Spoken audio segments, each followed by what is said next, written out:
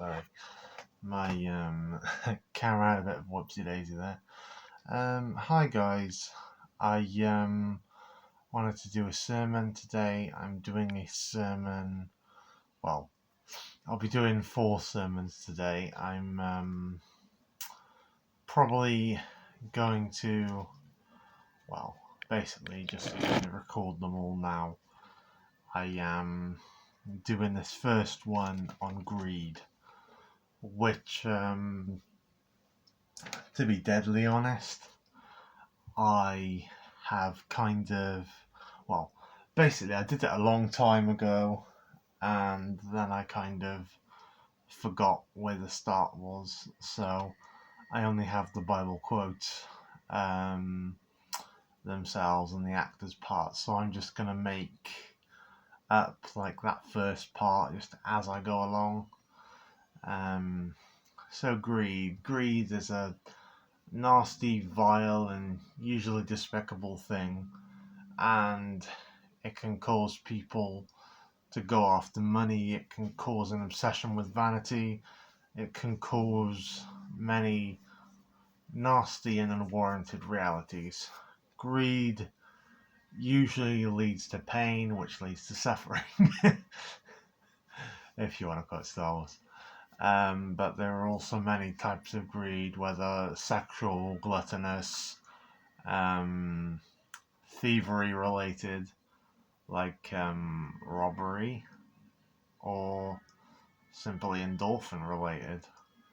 You could technically say that it's greed wanting to complete a full achievement, like 100% completion. That is kind of greed in a way. But that's not the bad kind of greed, that's just greed. It's the same thing as like enjoying 2 tubs of ice cream.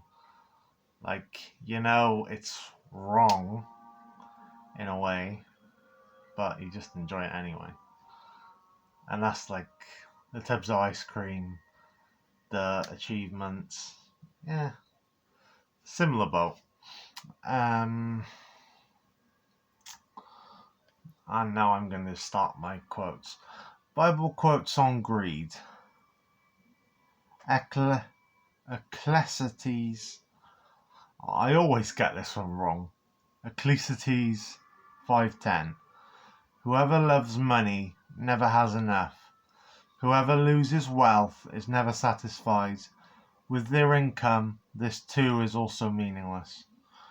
So my interpretation of this, those who love money will never be satisfied with their income, always wanting more money.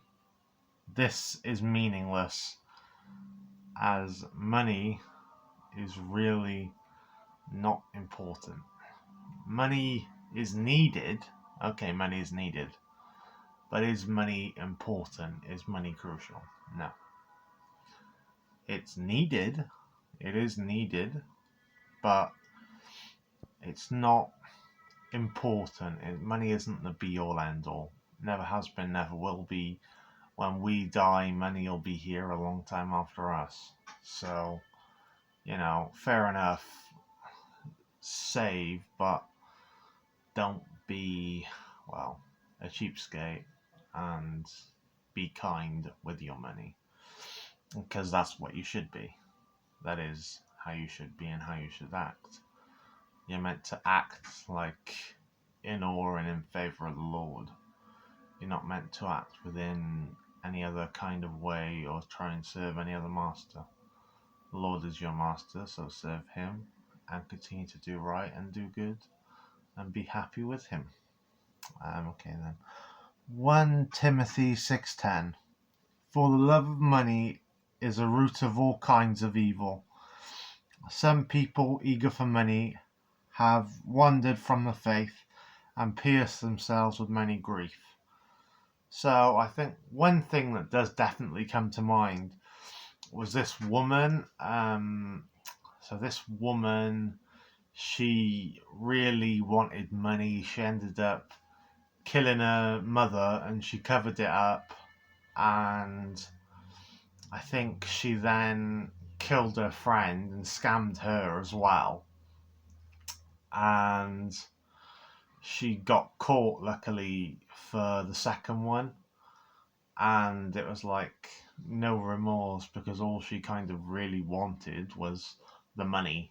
So it does, in a way, go to show that some people will betray everything and everyone just to get money.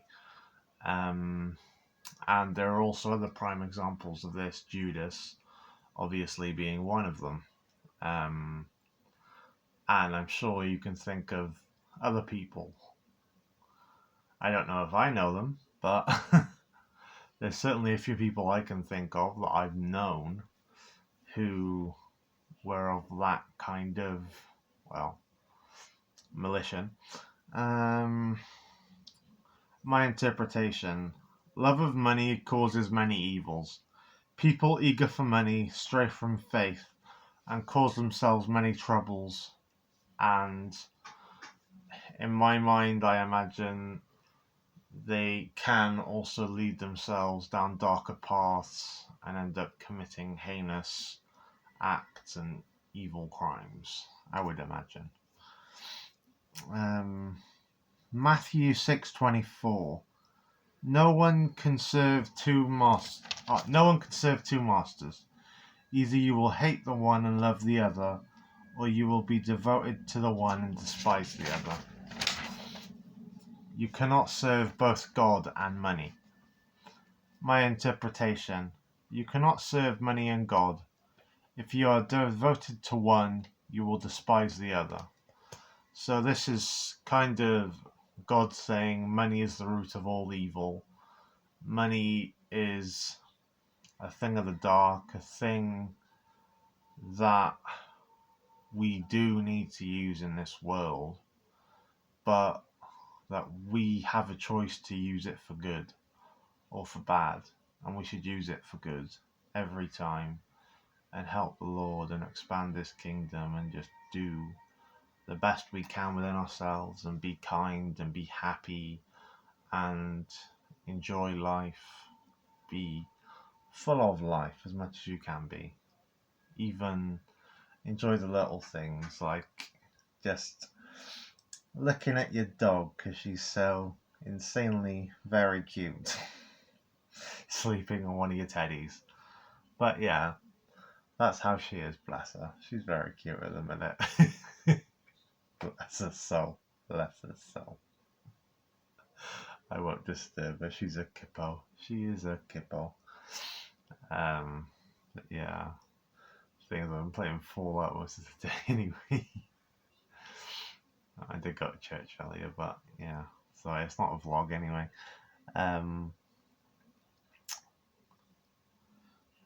Proverbs 1:19.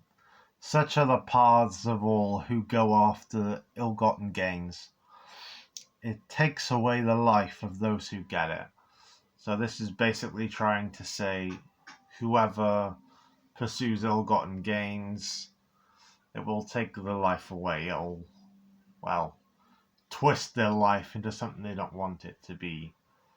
The ill-gotten gains you take will basically destroy your life in some sort of way. In some sort of way, it'll make you unhappy, whether it be sexually, physically, just... It could be in any way, shape, manner, or form. It could be even financial unhappiness. Anything. It really could be anything.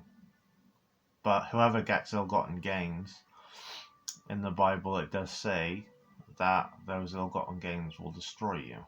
So, be wary. Proverbs 15:27. The greedy bring ruin to their households, that the one who hates Bibles... no, not Bibles. I think that was the devil trying to bugger up my words there. No. Proverbs 15:27. The greedy bring ruin to their households, but the one who hates bribes will live. So I'll say that again. to reaffirm it. The greedy bring ruin to their households, but the one who hates bribes will live. And, well, there is one person that I kind of know personally who I could definitely kind of put these words into a sentence about them, because I feel like just in general that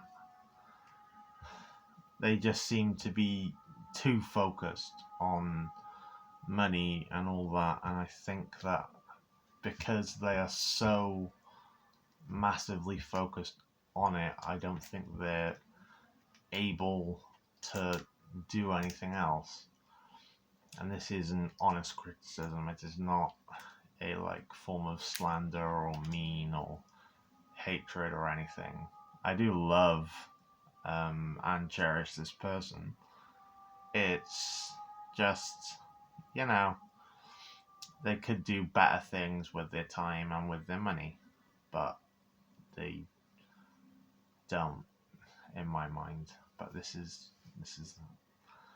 just one of them things. It's one of them things.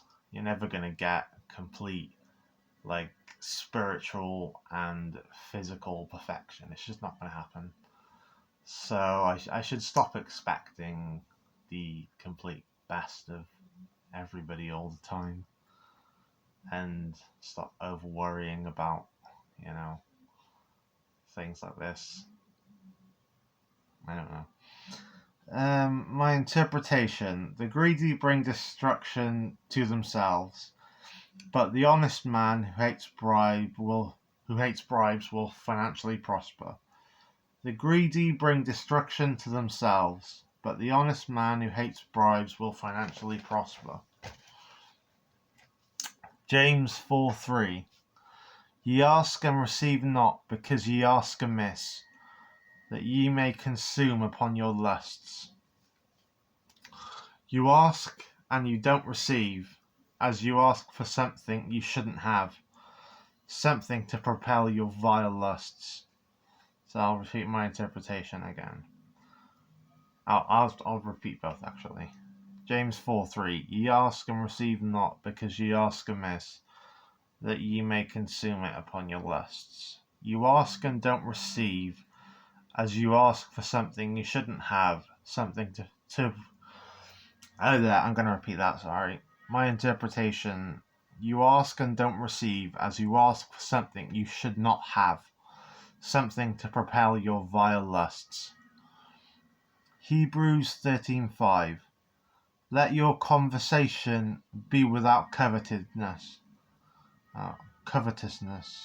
and be content with such things as ye have. For he hath said, I will never leave thee nor forsake thee. My interpretations: let your talks be without greed, and be happy with all ye have. For he hath said, I, God, will never leave you or forsake you. Let your conversation be without covetousness, and be content with such things as ye have. For he hath said, I will never leave thee nor forsake thee.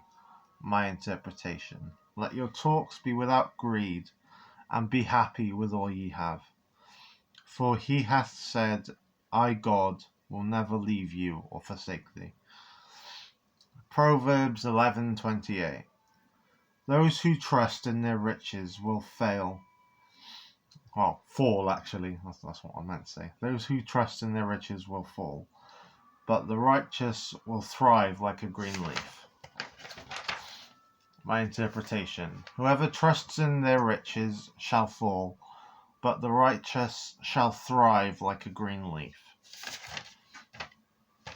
Those who trust in their riches will fall, but the righteous will thrive like a green leaf.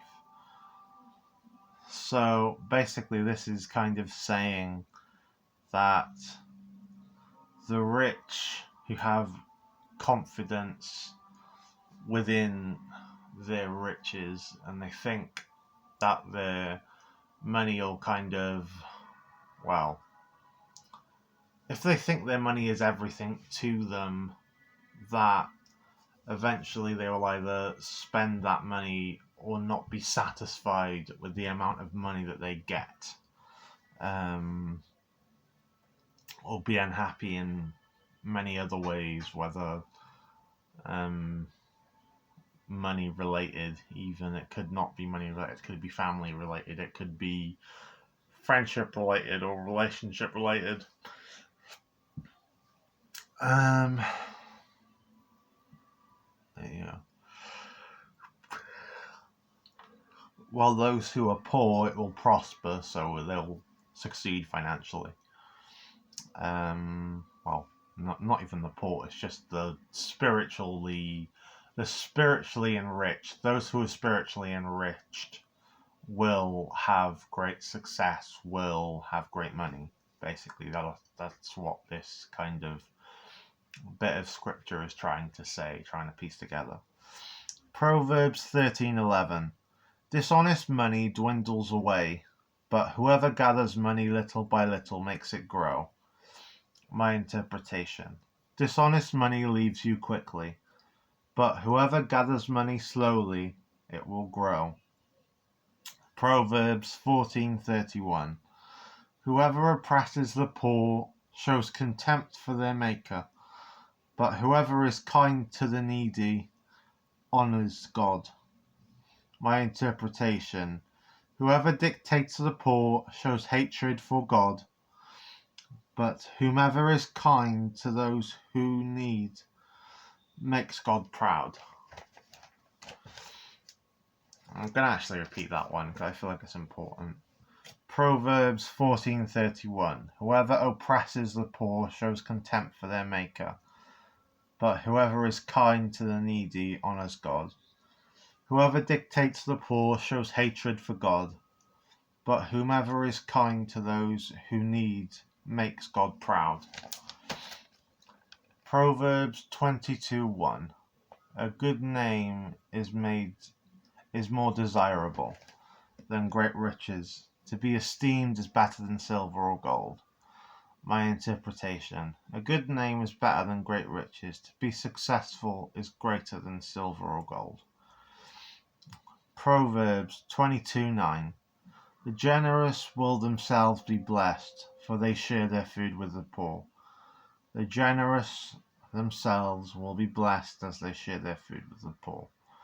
It's a pretty simple thing, but I would say to live by scripture like this, live by scripture like Proverbs 22:9 and Proverbs 14:31, because that's the best thing to do, to help the poor, to give money to the poor, to do anything you can to help those less fortunate than yourself who, may not have a bed to sleep in at night, who may not live such a easy, nice life. And I'm not saying that, you don't have your own problems. Of course you do. Everybody does.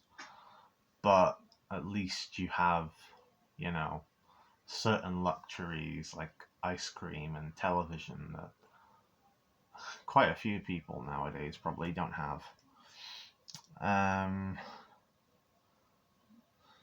Proverbs 28:22. The stingy are eager to get rich and are unaware that poverty awaits them. My interpretation. The stingy want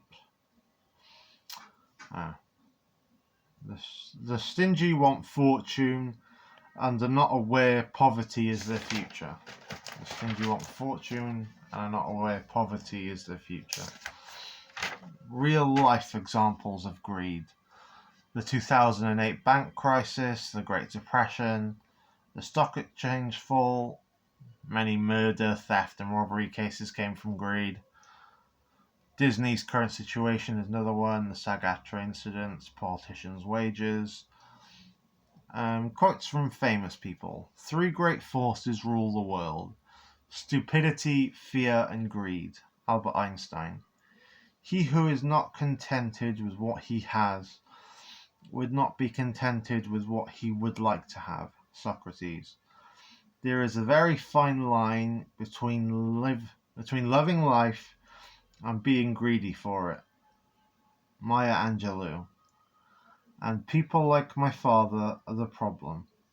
Instead of helping others, people use the worst case scenario to excuse their own selfishness and greed. Colleen Hoover. Greed has taken the whole universe and nobody is worried about their soul. Little Richard. In the 1980s and 90s, Jack Welch, the CEO of General Electric, laid off over 100,000 employees. His reward, when he retired from General Electric, he received a golden parachute of over $400 million. This is a kind of corporate greed and irresponsibility that is destroying the middle class and must be ended. Senator Bernie Sanders. Selfishness and greed, individual or national, cause most of our troubles. Harry S. Truman. Greed has driven the world crazy, and I think I'm lucky that I have a place over here that I can call home. Greed has driven the world crazy, and I think I'm lucky that I have a place over here that I can call home. The great Nina Simone. In whose delusional mind is democracy made better by allowing wealthy people to control more of it? Jon Stewart. In whose delusional mind is democracy made better by allowing wealthy people to control it? To control more of it, Jon Stewart. The Bible sees greed as a form of idolatry because a greedy person worships things instead of God. Greed and envy have their root in selfishness. Billy Graham. The Bible sees greed as a form of idolatry because a greedy person worships things instead of God. Greed and envy have their roots in selfishness. Billy Graham. In selfish men, caution is as secure an armor for their foes as for themselves. Bram Stoker. And I feel that's an important one. In selfish men, caution is as secure an armor for their foes as for themselves. So they use their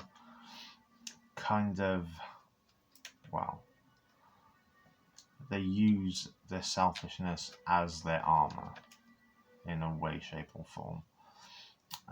If we do not cling to riches, selfishness, or greed, then I believe we are getting closer to God. Daniel Ortega.